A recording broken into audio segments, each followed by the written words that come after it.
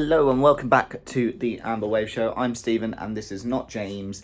James is busy and couldn't be on this week, so it is just me for the week. So obviously we've got a new season, new players, we've had a break, team is still firing on all cylinders. Team's still amazing, and I'm going to take you back through last week's match against Soham and look forward to the next match tomorrow against Cambridge City in the FA Cup. As we kicked off, it looks like the lads were determined to carry on where we left off, and within the first few minutes, Cousins managed to get inside the opponent's box. He was held over. Everyone thought it was a penalty, except the one person that mattered, and that was the referee. No penalty given. After a few attacks from each side, Yarmouth found themselves in the box as well in the mid-20s minute. This time Cousins was in the opponent's box, and again he was hurdled over, and again everyone thought it was a penalty except the person that mattered. No penalty from the referee again. Heading into half-time, it looked all but certain that we were going in 0-0.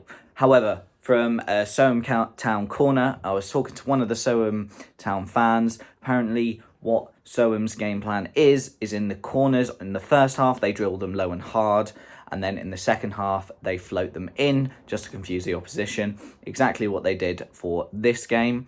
They drilled it in low and hard just before half-time. The ball got cleared.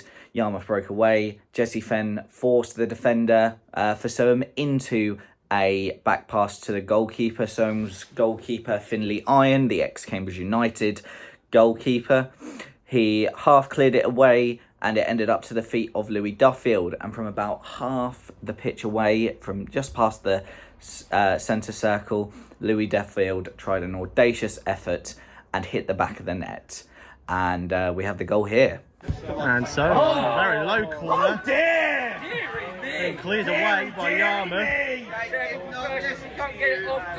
And that's been very chipped there. Jesse Fenn gets there. Well, it's been tackled there.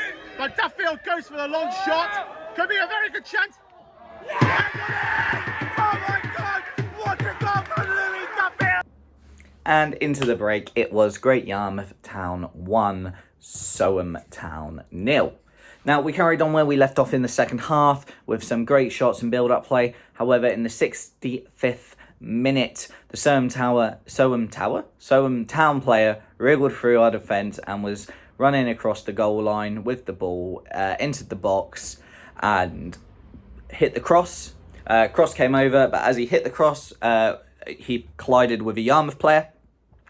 Referee showed advantage to be played.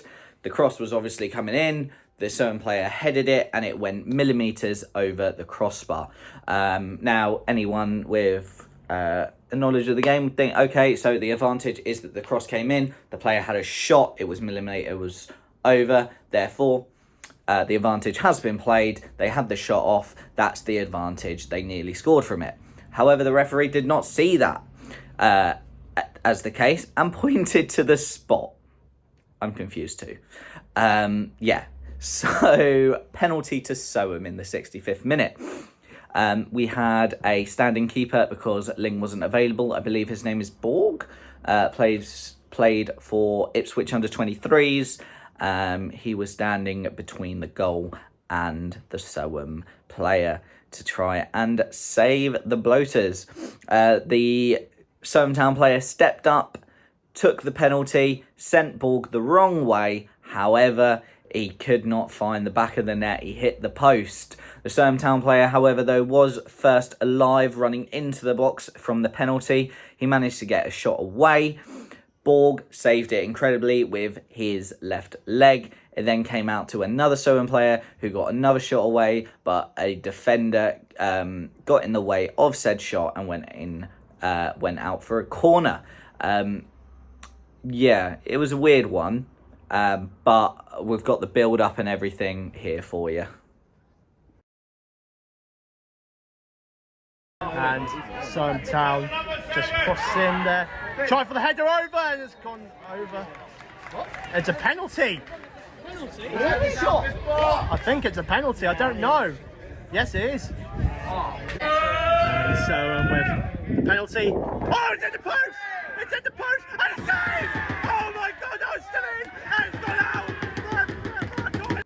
So leading into the tail end of the game, the Bloaters defender passed back to goalkeeper Borg, who picked it up. It was a back pass. There was no player near him. There was no player under pressure. He passed it back to the keeper. The keeper picked it up. It was a back pass. However, the one person that mattered did not see it. It was a common occurrence. So no indirect free kick given. Now, in the closing stages, there was something else that happened that we didn't actually realise until after the game. So there was a red card and no one realised. And there's two reasons why no one realised, in all honesty. So one is that we didn't think it was a foul against the Yarmouth player. We thought he won the ball. And number two, it was a yellow card. And obviously there was no red card flashed, so we just assumed that it was another player going into the book. However, it was a player that was already on a yellow card. And the referee left his cards in the changing room, I think. He's either left it at the changing room or at home because he did not have his red card. So he flashed a second yellow, did not flash a red, but the player was sent off. Now, yeah. But yeah, other than that, that's how it finished. It finished Great Yarmouth Town 1, Surham Town 0, which means Great Yarmouth Town are undefeated in league and in cup so far this season. Now, I just wanted to quote a couple of the post-match comments from the Surham Town manager that is on his YouTube channel. I'm not obviously going to insert the video here just in case of copyright, etc, etc, etc.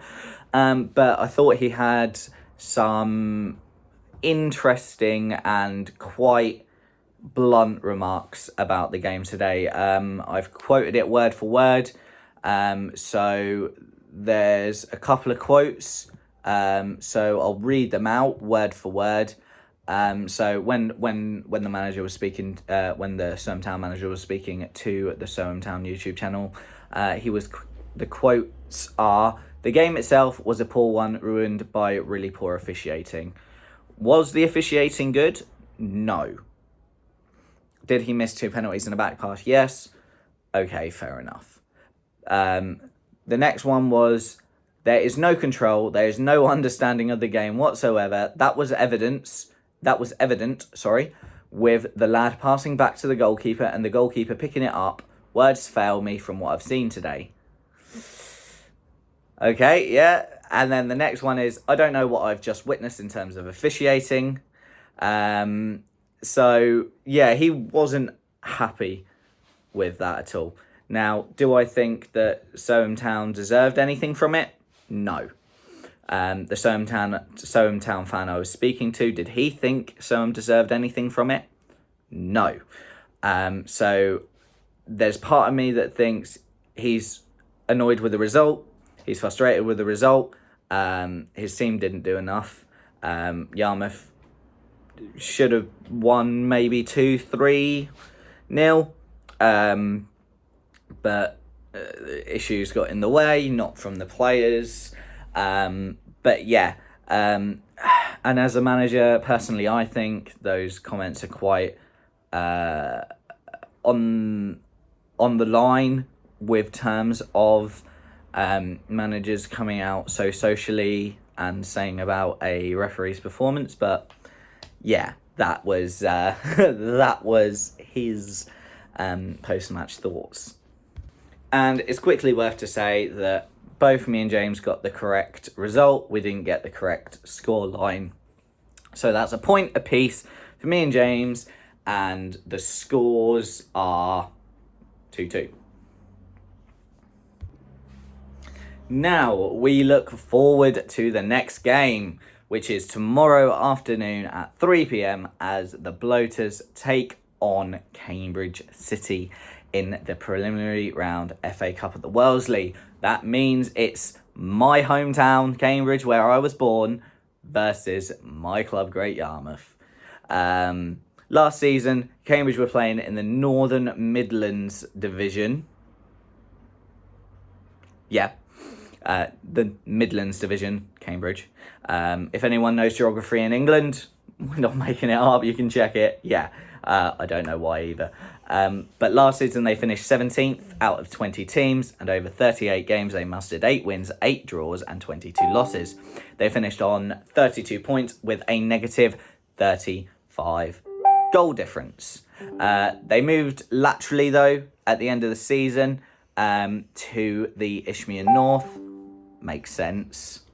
They moved to the Isthmian North, where in their first game they drew their match, and in the extra preliminary round of the FA Cup they took on our league counterparts Lakenheath, which they did a bit of a number of them. They beat them 5-1. From what I can gather, they've done a fair bit of recruitment, and they're looking a good outfit for the league this season, especially getting a first point on the board in the first game. I mean, it's going to be a huge test for the Bloaters, considering we're facing a higher league opposition as well as coming up from the Thurlow North last season. So it should be a good game. Now, FA Cup is a massive lifeline for smaller clubs. With the money it brings in, if you can get a good run going, you're getting a decent amount of money. Now, the prize money for the preliminary round of the FA Cup, the winners grab 1,444. The losers grab 481, which is big money for a small club. That's about, 1,444 for the winners. That's what someone gets a month, their monthly paycheck. Now, it is a tough one. I think we can scrape a victory. Last season, Cambridge didn't have the greatest seasons, but obviously they started with a point in the league. They've also had a big win against someone in the same league as us. But we're at home. We're in front of our fans. We've got a grass pitch. I may be wrong, but I'm pretty sure Cambridge, because they're ground sharing at the minute, their new stadium's being built and it looks really good, their new stadium from the pictures. I believe where they're playing at St Ives, I think it's AstroTurf. So that could play a factor as well, especially if they're used to playing on a AstroTurf pitch. Now, I think that we will win 2-1, and I'm going to put James's prediction here. Now, obviously James isn't here, so we haven't been able to do the weekly challenge. We also have not got an interview lined up, so it's a pretty short video this week. But yeah, so